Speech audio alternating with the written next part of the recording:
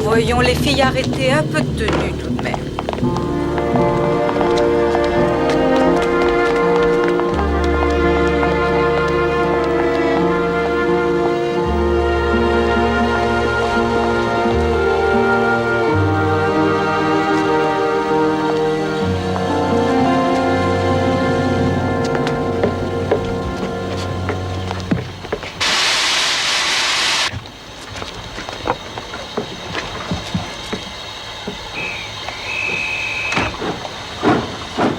Monsieur Scott Eccles. Oh, monsieur Garcia. Je suis navré, je ne vous avais pas reconnu. Permettez-moi de prendre votre sac. C'est aimable à vous, je vous remercie beaucoup. Je regrette que le temps soit aussi peu clément pour votre visite. Oh, que pour vous, il soit peu clément, c'est logique, mais les Britanniques ont l'âme bien trempée.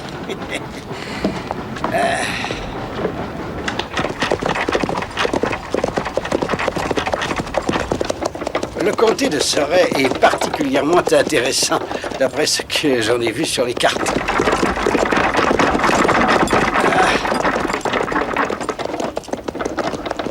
Je suis très impatient de vous montrer ma arrêtez un instant. de cartes du Surrey. Certaines ont été faites par Moule et Ogilvy. Justement, j'en ai une ou deux ici que je peux vous montrer.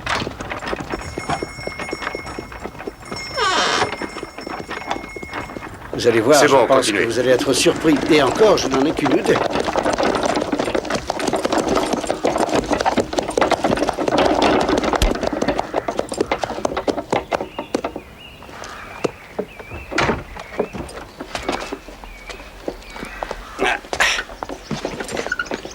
Ce sera tout. Vous pouvez rentrer le cheval. Et vous rangerez également la voiture.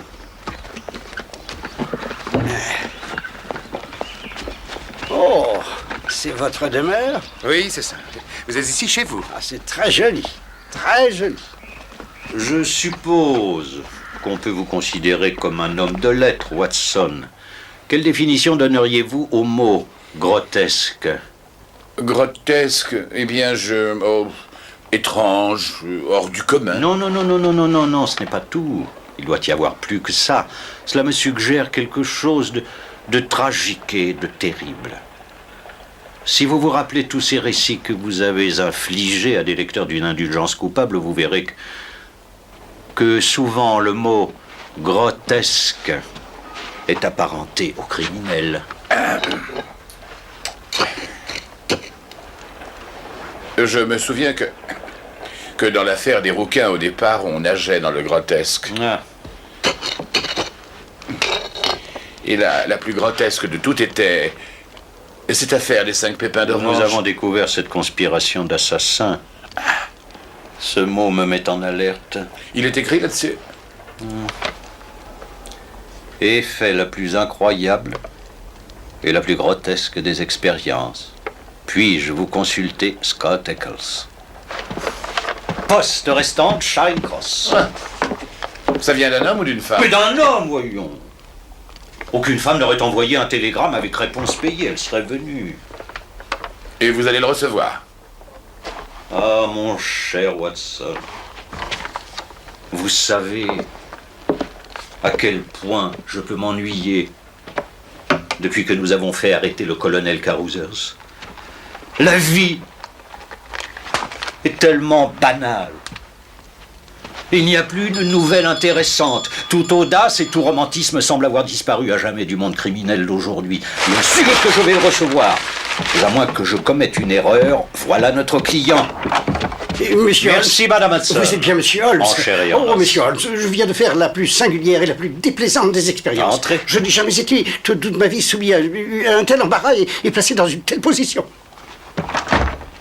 Je vous en prie, asseyez-vous, Monsieur Scott Eccles. Voici mon collègue et ami, le Dr Watson. Puis-je d'abord vous demander pourquoi vous avez décidé de me consulter? Eh bien, monsieur, je ne crois pas que cette affaire puisse concerner la police. Et quand vous connaîtrez les faits, vous devrez admettre que je ne pouvais laisser les choses là où elles en étaient. Bien.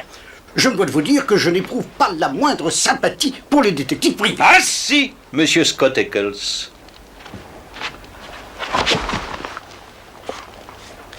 Eh bien, quoi qu'il en soit, ayant entendu parler de vous en bien, Un instant. j'ai décidé... Deuxième question, pourquoi ne pas être venu me voir tout de suite? Que voulez-vous dire? Il doit être au moins 2h15. Votre télégramme a été expédié à 1h et quiconque jette un coup d'œil à votre tenue voit tout de suite que vos ennuis ont commencé dès votre réveil. Eh bien, vous avez raison, monsieur Holmes, c'est vrai. Je n'ai pas songé un instant à ma toilette. J'étais trop heureux de quitter une telle maison.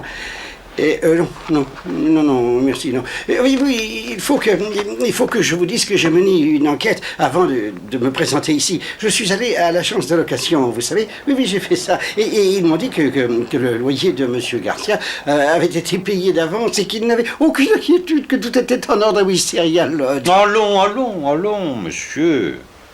Vous êtes comme mon ami Watson qui a la déplorable habitude de commencer ses histoires par la fin. Je vous en prie, mettez de l'ordre dans vos idées, faites-moi connaître, dans leur suite chronologique exacte, quels sont les événements qui vous ont fait sortir sans vous être coiffé et lavé, avec des chaussures du soir et une veste déboutonnée, pour venir ici chercher aide et assistance. Eh bien, je ne suis pas marié et étant d'un caractère assez sociable, j'ai la chance d'avoir beaucoup d'amis. Et récemment, à la table de l'un d'entre eux, j'ai rencontré un jeune homme du nom de Garcia qui se révéla de compagnie très agréable. Il était d'origine espagnole et semblait être en relation avec l'ambassade d'Espagne. Nous découvrimmes un intérêt commun pour la cartographie, du moins je le croyais.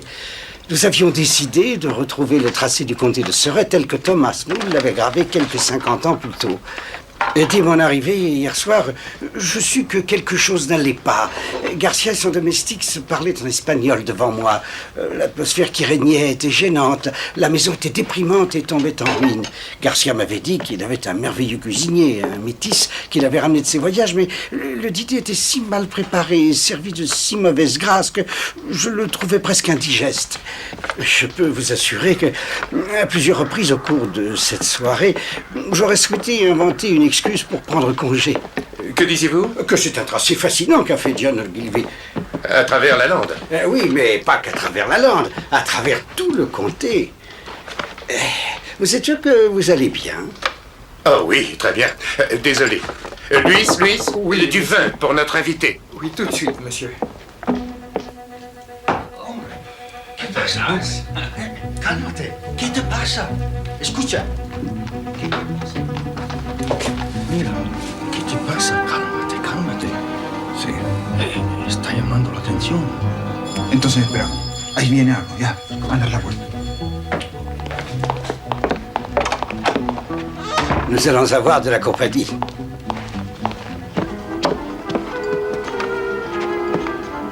J'aimerais avoir un peu de vin, si c'est possible.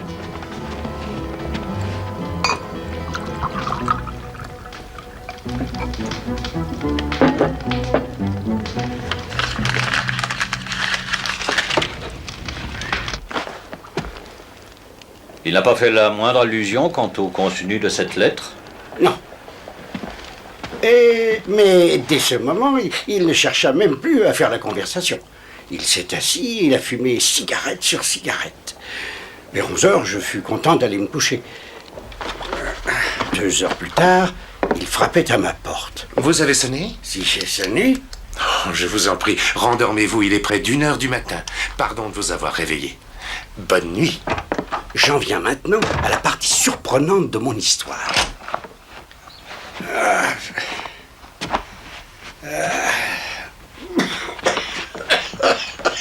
Quand je me réveillais, il faisait grand jour.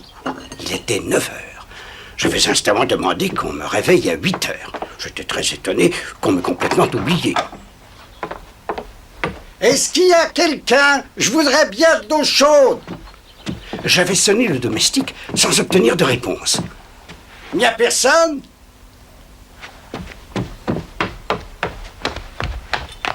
Il n'y a plus de domestique dans cette maison?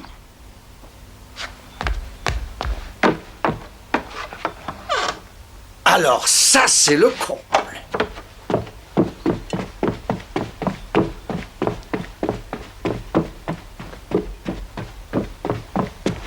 J'allais de pièce en pièce, toutes étaient vides. Même la chambre de mon hôte. Le lit n'avait pas été défait. L'hôte étranger, le valet étranger, le cuisinier étranger, tous s'étaient évanouis dans la nuit. Voilà une aventure qui, pour autant que je sache, est parfaitement unique. Cela dit, continuez, je vous en prie. Eh bien, j'étais furieux. J'ai fait en vitesse mes bagages, j'ai quitté la maison en claquant la porte derrière moi et je suis parti pour Isher. J'ai décidé d'entrer en contact avec Allen Brothers, l'agent de location régionale, et j'ai découvert à ma grande surprise que la maison avait été louée. Louée? C'est que, voyez-vous, je n'arrivais pas à croire qu'ils étaient partis uniquement pour se moquer de moi. Je pensais que c'était pour ne pas payer le loyer, mais j'avais tort. L'agence me remercia de les avoir prévenus, mais ils me dirent que le loyer avait été payé d'avance. Par l'ambassade d'Espagne, j'imagine. Je suis allé à l'ambassade d'Espagne. L'homme y était totalement inconnu. J'ai aussi interrogé cet ami qui nous avait présenté. Il en savait encore moins que moi sur Garcia. Un instant. Cette maison, Wisteria Lodge. Allons voir si elle est toujours dans le même état. Quelque chose vous ennuie, Watson? Je crains que ce ne soit qu'une banale explication qui nous attend à notre arrivée.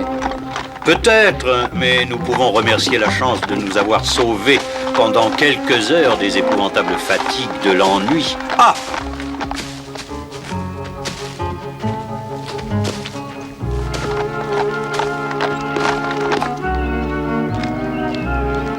Ce gentleman me recommandait l'hôtel Bull, qui est dans le village, si nous voulions passer la nuit ici.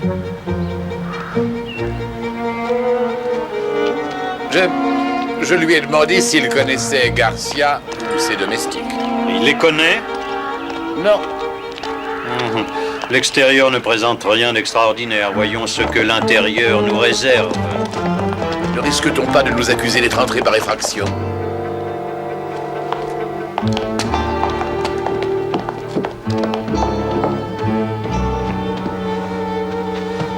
Qui sont ces gens qui ont laissé un tel désordre? C'est une bonne question.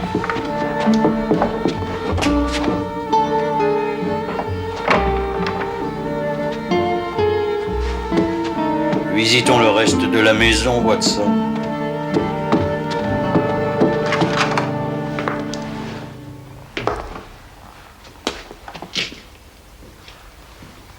Monsieur Holmes. Soyez le bienvenu à Wisteria Lodge, Monsieur Holmes. Inspecteur Baines de la police du comté de Surrey. Et voici l'agent Downing. Vous êtes Monsieur John Scott Eccles de Popham House, Lee. En effet. Oh, Monsieur Scott Eccles, nous vous avons cherché pendant presque toute la matinée. Et vous l'avez retrouvé grâce au télégramme, je présume. Voilà qui est fort bien présumé. C'est en effet à la poste de Charing Cross que nous avons retrouvé sa piste. Que me voulez-vous? Oh, Pourquoi me cherchez-vous? non, pour que vous fassiez une déposition, Monsieur Scott Eccles, concernant les événements qui ont précédé la mort de Monsieur Aloysius Garcia de Wisteria Lodge, près d'Isher. Sa mort, avez-vous dit? Oui, monsieur, c'est ce que j'ai dit, oui. Oui, mais comment? Un accident? Un meurtre, monsieur. Il faut appeler les choses par leur nom. Oh! Seigneur, c'est horrible. Vous n'allez pas me dire que je suis soupçonné. Eh bien, votre lettre a été trouvée dans la poche de ce malheureux. Et c'est par elle que nous avons appris que vous aviez projeté de passer la nuit dernière dans cette maison. Et c'est ce que j'ai fait. Ah, c'est ce que vous avez fait. Un instant. Si j'ai bien compris, tout ce que vous voulez, c'est une déposition. Oui, monsieur Holmes, mais il est de mon devoir d'avertir monsieur Scott Eccles que cette déposition pourra être utilisée contre lui, bien sûr. Je vous présente mon collègue et ami, le docteur Watson, inspecteur Benz. Oui, bien sûr. Le praticien est réclamé. Oh, monsieur Scott Eccles semble avoir besoin d'un verre. Comme j'ai découvert Bonne du idée. brandy dans la bibliothèque, Non, nous pourrions c'est pas la peut-être... peine, très je bon sens médicament. mieux. Pas ici, Et messieurs. beaucoup mieux. Merci. È vero, sto mangiando! Tu vestito blanco! Non mi importa, non mi importa!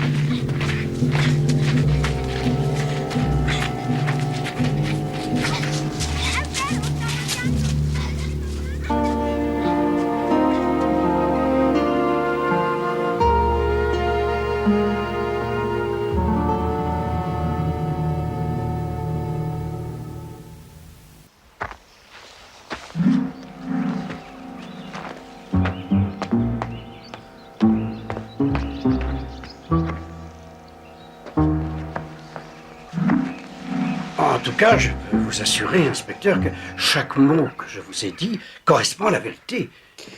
Tout ce que je puis vous dire, monsieur Scott Eccles, c'est que tout ce que vous nous avez raconté est en accord avec les faits tels que nous les avons reconstitués. Par exemple, la lettre qui est arrivée pendant le dîner. Pourriez-vous me dire ce qu'est devenu la lettre? Eh bien, Garcia en a fait une boule et il l'a jetée dans le feu. Qu'est-ce que vous en dites, Baines? La cheminée a une grille à griffes et monsieur Holmes, la lettre, est passée par-dessus le feu. J'ai trouvé ça intact au fond.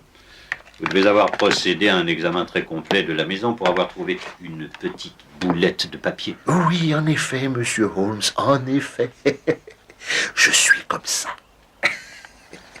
La lettre est écrite sur un papier ordinaire de couleur crème avec filigrane.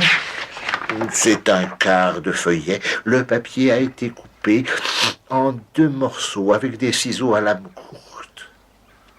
Il a été plié 2 fois et scellé avec de la cire rouge. C'est adressé à monsieur Garcia, Wisteria Lodge, et il y est écrit nos propres couleurs, vert et blanc. Le vert ouvert, le blanc fermé, le grand escalier, premier corridor, 7e à droite, porte rembourrée. Dieu vous aide. D. C'est l'écriture d'une femme qui s'est servie d'une plume bien taillée. Mais l'adresse a été soit écrite avec une plume différente, soit par une autre personne, parce que c'est plus épais et plus large, comme vous pouvez le voir, monsieur Holmes. Cette lettre est des plus passionnantes. Je me dois de vous féliciter pour votre souci du détail. Il y a seulement quelques points insignifiants que je vais me permettre d'ajouter. Le cachet vient d'un bouton de manchette. Quel autre objet a cette forme? Les ciseaux étaient des ciseaux à ongles recourbés. Aussi courtes que soient les entailles, on voit distinctement que chacune a une légère courbure.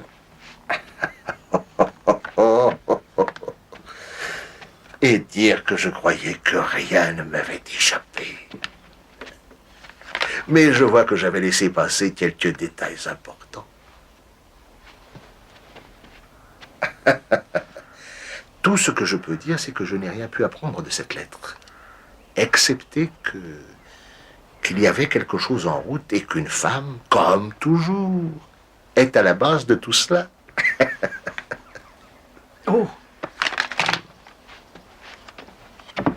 Vous savez, je suis plus qu'heureux que vous ayez trouvé cette lettre, inspecteur, parce qu'elle confirme mon histoire. Mais je voudrais vous faire remarquer que je ne sais toujours pas ce qui est arrivé à M. Garcia, ni ce qui est devenu son domestique. En ce qui concerne M. Garcia, la réponse est très facile.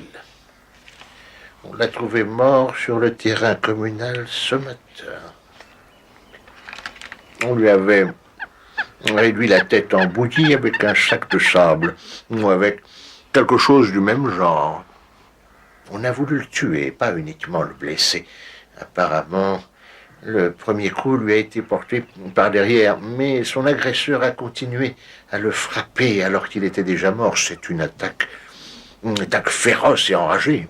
Et est-ce que tous ces policiers que nous avons vus en arrivant ont découvert des traces de pas ou quelque chose du criminel? Non, pas encore. A-t-on volé des objets? Non, on n'a relevé aucune tentative de vol.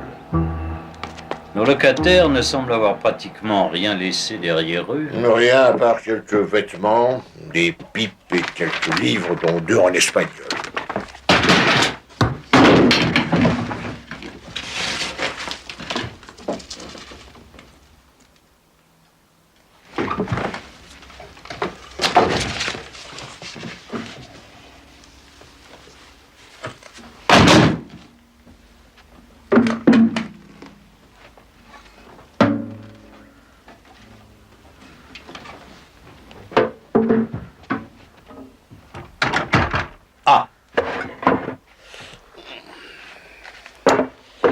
Un des deux n'est plus là.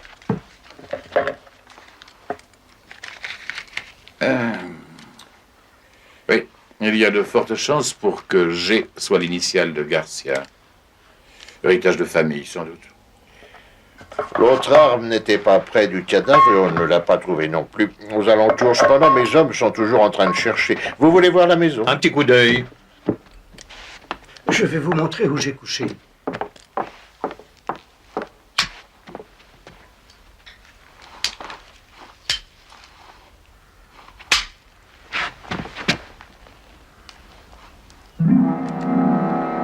Holmes! Holmes! Holmes!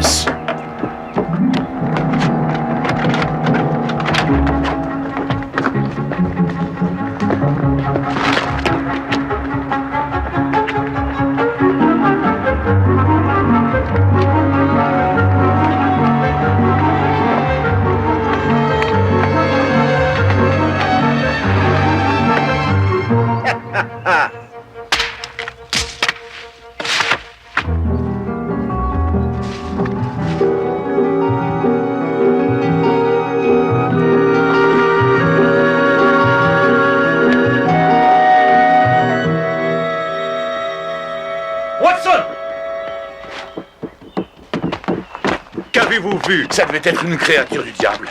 Il nous a regardés par la fenêtre, il avait des traits négroïdes, un mulâtre sans doute. Il s'est enfui à travers champs. Ça vaut mieux, je crois, je n'aurais pas pu l'attraper. Oh, regardez ça. Ouais.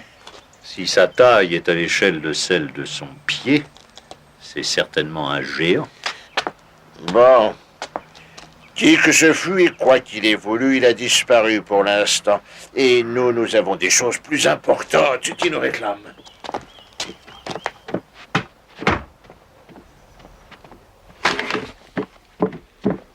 Darling, vous allez rester là. Quant à vous, monsieur, vous allez m'accompagner au commissariat. Bien. Nous allons mettre par écrit votre déposition. Certainement, je vous suis. Vous ne voyez pas d'inconvénient à ce que je collabore? Je serai très honoré, monsieur Holmes, très honoré. Inspecteur, connaissez-vous l'heure exacte de la mort de cet homme? 1h du matin. Il pleuvait à ce moment-là, et la mort s'est sûrement produite avant la pluie. Non, non, non, non, c'est absolument impossible, monsieur Benz. Vous savez, sa voix était reconnaissable entre mille. Je pourrais jurer sur mon honneur que c'était lui qui est venu me parler dans ma chambre à cette heure-là. Il m'a parlé, et avec sa voix si caractéristique, il a dit « Il est 1h du matin ». Remarquable, mais nous ne devons pas confondre l'improbable et l'impossible. Qu'est-ce qu'il veut dire? Il est certain que des gens étranges, et même peut-être étrangers, ont occupé cette maison. L'un d'entre eux est mort. Un de ses compagnons l'a-t-il suivi et assassiné? Si c'est le cas, nous les arrêterons.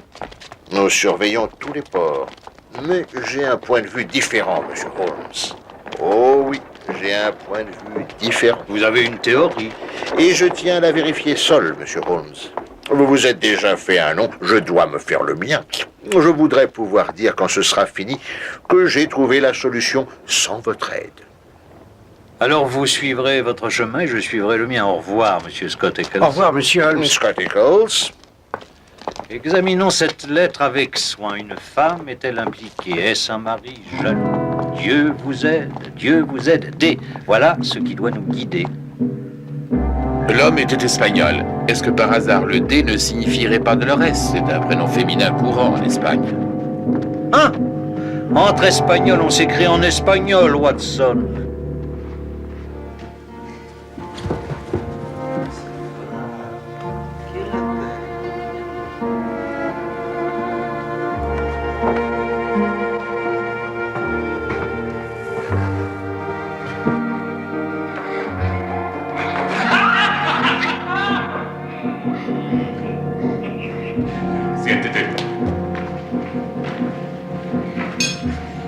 ¿Qué le pasa? Rick, ¿qué no se siente muy bien? Silencio, niñas.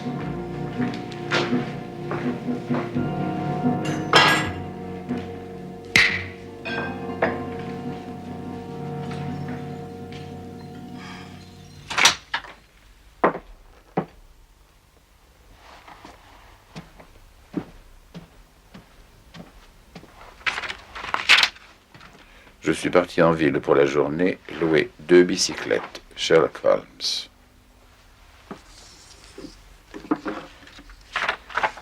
Anderson, Heidgebel, qu'est-ce que ça signifie? Étrange.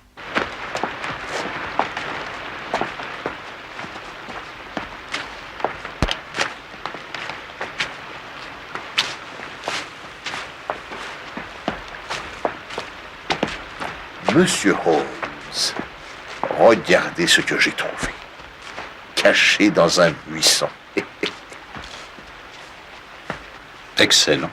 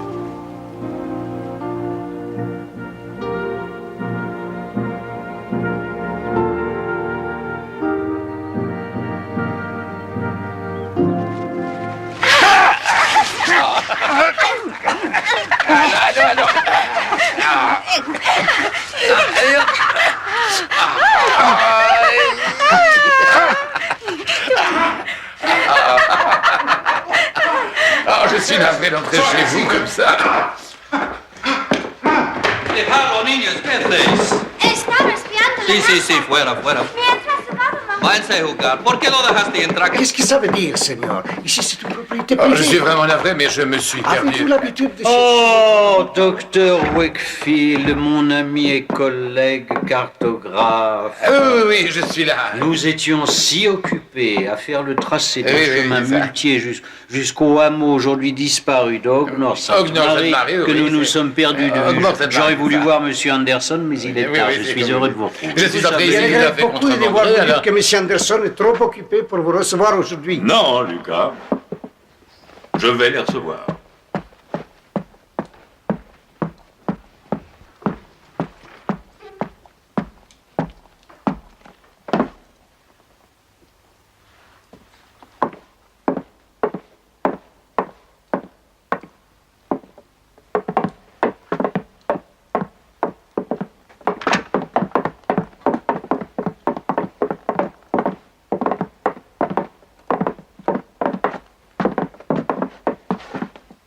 Alors, messieurs.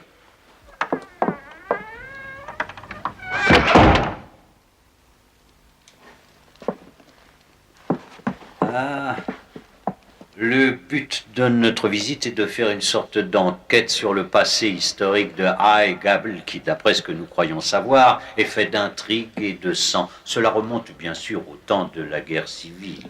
J'ignore tout ce dont vous parlez. Je ne suis qu'un récent envahisseur. Ah. Et pourtant, il y a certains documents dans la bibliothèque. Il n'y a aucun document dans cette maison faisant mention de violence.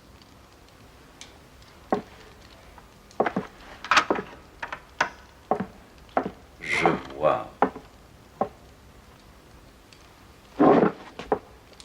Alors nous allons nous retirer. Monsieur.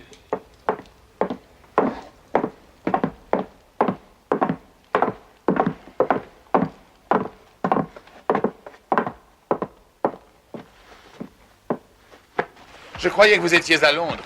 Pour la matinée uniquement. Vu que vous avez l'habitude de me distiller vos pensées au compte-gouttes, j'essaie toujours de me mettre à votre place. Vous avez entouré 2 noms sur votre liste, Anderson et Hyde Gable. Les autres sont des personnes respectables et prosaïques, des gens qui ne font pas et qui n'ont pas d'histoire. Mais par contre, ce Anderson est un personnage assez singulier. Oui, cela est vrai. Comme vous l'avez remarqué, pas de thé pour moi, il y a 2 ailes dans cette maison, l'une pour les domestiques, l'autre pour la famille. Il n'y a qu'une porte communicante entre les 2 ailes pour apporter les repas à la famille. Comment pouvez-vous savoir tout cela? Vous n'y êtes resté que très peu de Il temps. n'existe pas de plus grand bavard qu'un domestique qui a été renvoyé. J'ai eu la chance d'en trouver un qui avait été congédié dans un mouvement d'humeur par l'autoritaire monsieur Anderson. Les filles de Anderson, dont vous avez fait la connaissance, ont une gouvernante, une demoiselle Burnett. C'est une Anglaise et il y a un fait qu'il faut relever. On ne l'a pas revue depuis la nuit du meurtre. Elle a complètement disparu. Je l'ai vue. Oui, bien sûr. Je l'ai vue et elle est en vie. Je l'ai vue à une fenêtre de High Gable. Mais elle serait prisonnière alors? Ah, je l'ai complètement oubliée. Complètement oubliée au moment où ces 2 furies m'ont sauté dessus. Elle est en vie, je l'ai vue.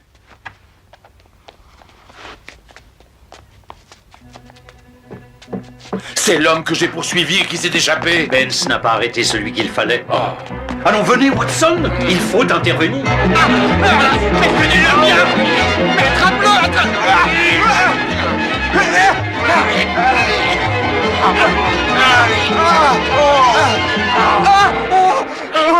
C'est lui l'assassin! C'est lui qui a tué l'Espagnol! Comment et où avez-vous pu le capturer? L'homme que j'ai arrêté était employé comme cuisinier chez cet Espagnol. Il avait disparu la nuit du crime. Nous pensons qu'il y avait des objets de valeur dans la maison et que le vol a été le mobile du crime. Notre homme avait déjà été aperçu une fois rôdant autour de la maison. La deuxième fois... Tenez-le bien, Higgins, ça va aidez-le, blanc et noir. Je disais donc que la deuxième fois, nous lui avons tendu un piège pour le prendre. Nous demanderons le renvoi de l'affaire quand le prisonnier sera traduit devant les juges. Ce sera tout pour l'instant, messieurs. Je vous remercie. Pourquoi un renvoi? Et quelle preuve avez-vous? Est-ce qu'il a déjà fait des aveux? Benz, je ne suis pas convaincu que vous ayez raison. Monsieur Holmes ne voudrait pas que vous alliez trop loin, sauf si vous êtes très sûr de vous. Comme c'est gentil de votre part. Mais... nous étions convenus de travailler chacun de notre côté, n'est-ce pas? Et c'est ce que je fais. Je vous communiquerai toujours avec plaisir mes dernières informations. Ce garçon est doué d'une force étonnante et d'une violence diabolique. Il a pratiquement arraché le pouce de Downing avant qu'on ait réussi à le maîtriser. Il ne parle pas notre langue et tout ce que l'on a pu tirer de lui, ce sont des grognements bestiaux. Et vous croyez détenir la preuve qu'il est le meurtrier de son maître? Je n'ai rien dit de tel, monsieur Holmes.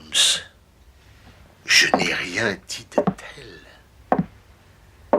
Nous conduisons l'enquête chacun à notre manière. Vous suivant la vôtre, moi suivant la mienne. C'était notre accord, n'est-ce pas?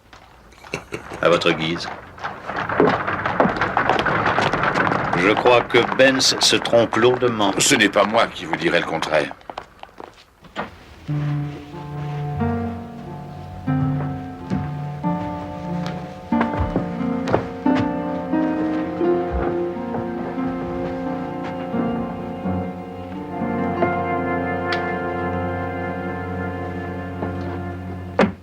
La situation est difficile, Watson. Nous n'avons rien qui puisse justifier un mandat d'arrêt. Et avec l'intrépide inspecteur Benz qui a arrêté le cuisinier, notre théorie ne tiendrait pas une seconde devant un magistrat. Vous croyez donc toujours que la gouvernante est en danger? Oui, j'en suis sûr, Watson. Voilà pourquoi nous allons devoir nous substituer à la loi.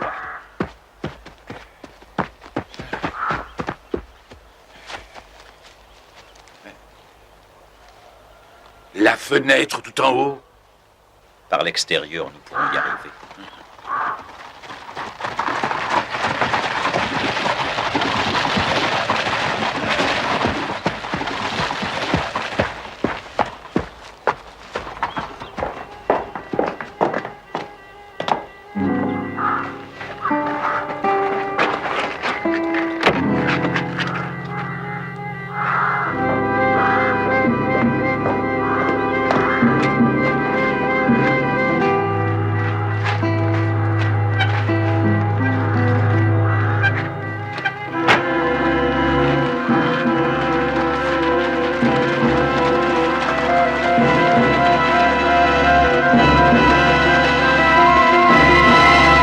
Allons-y.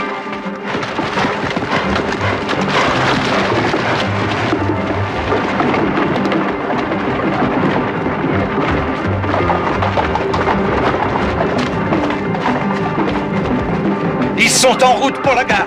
Le train de 5 heures pour Londres. Certainement.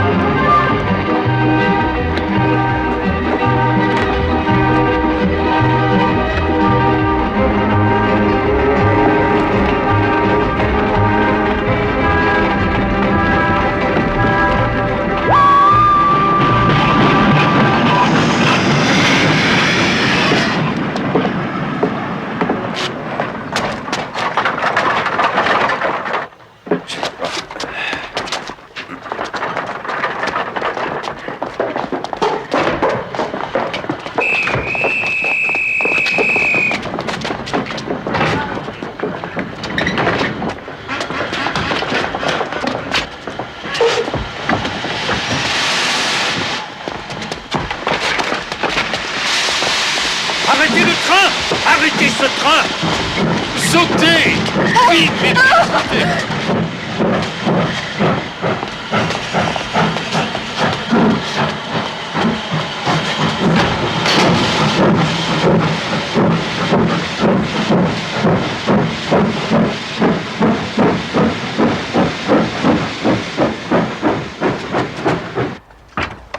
Voyez, monsieur Holmes, vous m'avez fourni la preuve dont j'avais besoin. Depuis le début, nous étions tous les deux sur la même piste. Et Vous étiez sur Anderson aussi.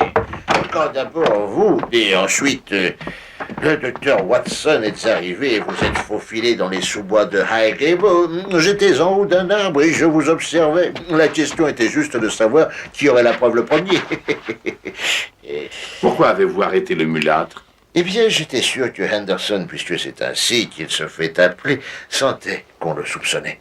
Et qu'il ne bougerait pas aussi longtemps qu'il se croirait en danger. J'ai donc décidé d'arrêter le mulâtre.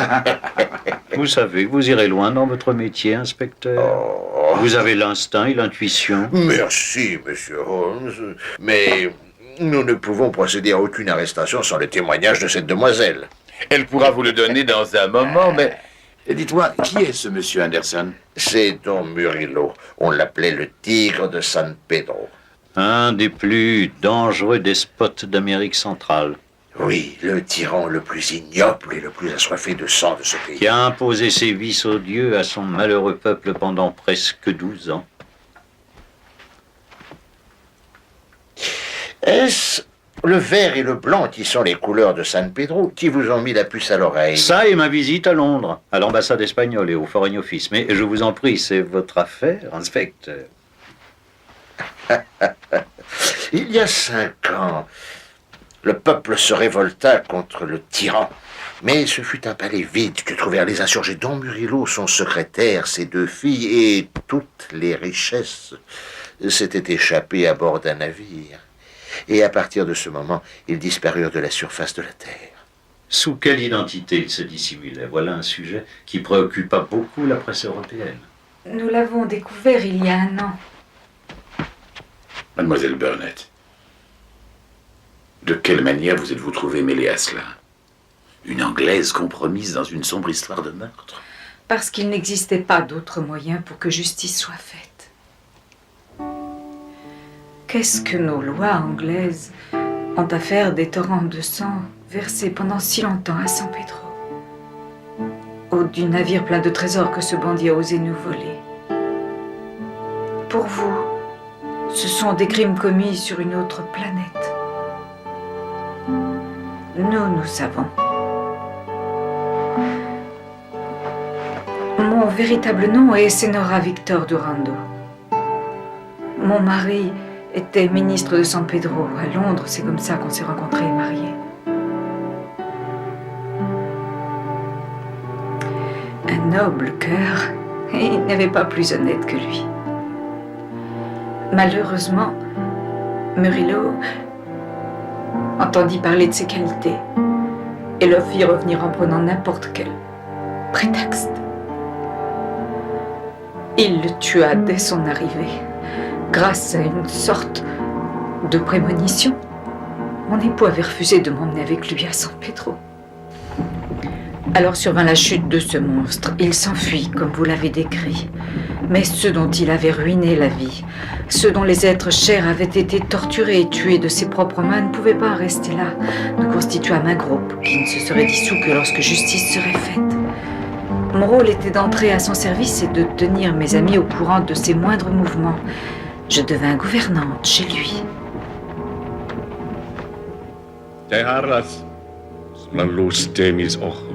Il ne se doutait pas que la femme assise en face de lui à chaque repas était la femme d'un homme qu'il avait assassiné. Je lui souriais. Je m'occupais comme il le fallait de ses enfants. J'attendais mon heure. Un attentat contre lui avait eu lieu à Paris et avait échoué. Alors, nous voyageâmes en zigzagant à travers l'Europe pour semer nos poursuivants. Et finalement, nous revînmes à Hyde Gable. Il y avait déjà presque 1 an que Garcia l'y attendait avec 2 fidèles compagnons. Tous brûlaient du désir de se venger. Qui était Garcia? Le fils de Fernando Garcia, un des plus anciens et des plus hauts dignitaires de San Pedro qui avait été assassiné.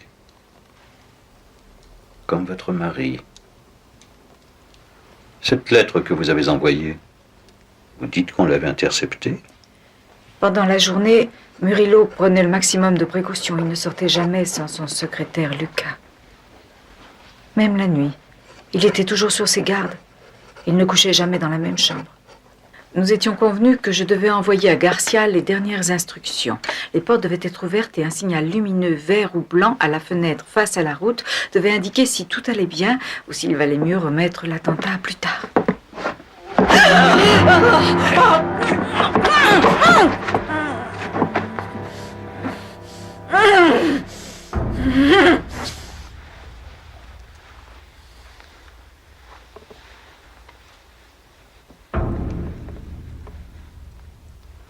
À qui avez-vous écrit cette lettre? Cette lettre qui décrit, semble-t-il, la chambre où j'avais décidé de dormir cette nuit. Qui est votre complice? Qui est votre complice? Quel est votre véritable nom, mademoiselle Burnett? Je m'appelle Durando. Veuve de Durando. Sous mon toit. Chargée de s'occuper de mes enfants. Donnez-moi l'ordre de la tuer, c'est ce qu'elle mérite. Pas dans cette maison, non. Ce serait beaucoup trop risqué, je ne peux pas éveiller les soupçons. Vous pouvez me tuer maintenant. Je n'ai plus envie de vivre. Vous avez détruit tout ce que j'aimais. À qui aviez-vous écrit? Dites-le-moi. Signora Durando, à qui?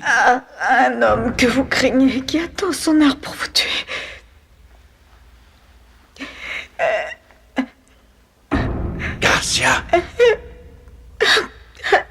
Garcia! Garcia! Où habite-t-il? Où est-il? Wisteria Lodge. Il attend son heure pour vous envoyer en enfer. Vous tous. Je le connais depuis longtemps. Son père fut un de mes plus chers amis. Vous avez assassiné son père? Il m'avait trahi. Comme votre mari.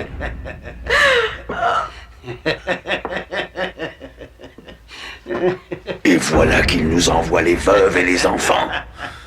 Vous ne comprendrez donc jamais. Je suis indestructible.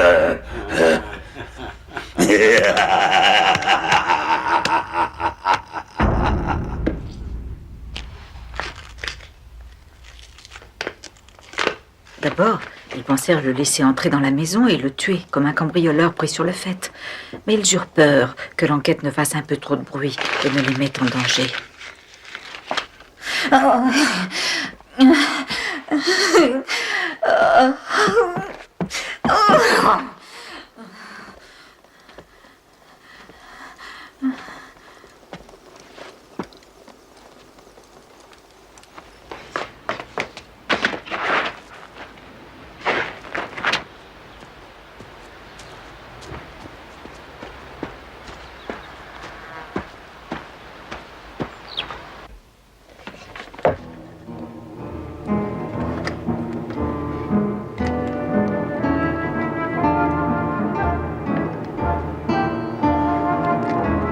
Un pour tous.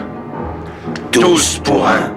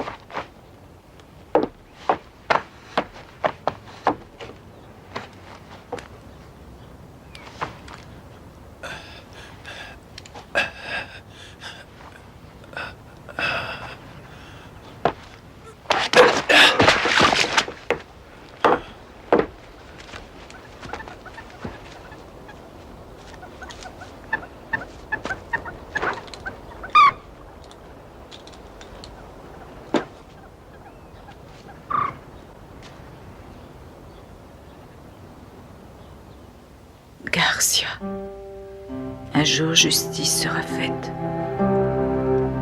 J'en suis sûre, il ne peut en être autrement.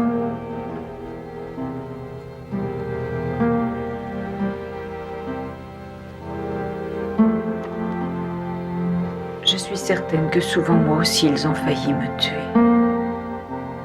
La plupart du temps j'étais enfermée dans ma chambre, terrorisée par les plus horribles menaces, ils voulaient me briser. De temps en temps, je pouvais sortir, mais seulement quand ils avaient drogué ma nourriture. Et c'est sans doute dans cet état que vous m'avez trouvée à la gare. C'est grâce à ce que vous avez fait que je suis hors de leur pouvoir pour toujours.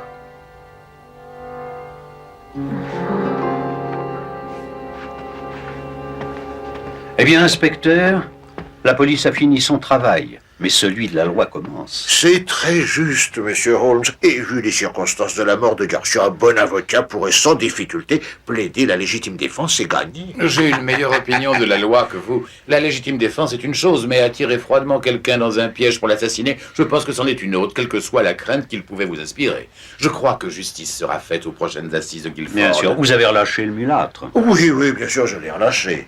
Et un de vos policiers surveille les fugitifs dans le train. Mais oui, c'est ça. Et j'ai télégraphié à Scott scotlandiens pour qu'ils envoient des policiers à la gare de Waterloo recevoir ce joli monde. Oh, je dois vraiment vous féliciter, inspecteur.